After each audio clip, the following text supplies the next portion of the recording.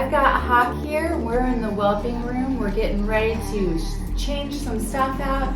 These guys are very playful and active, and they are beyond the whelping box. So we're actually going to get this down and get them a puppy play area. Here we are just putting up a gate to barrier the dogs off in the room so they don't have full access. This is the point where I'm just going to break down the play yard that is attached to the whelping box and just removing that away so that it opens up the rest of the room to them as a play yard as well.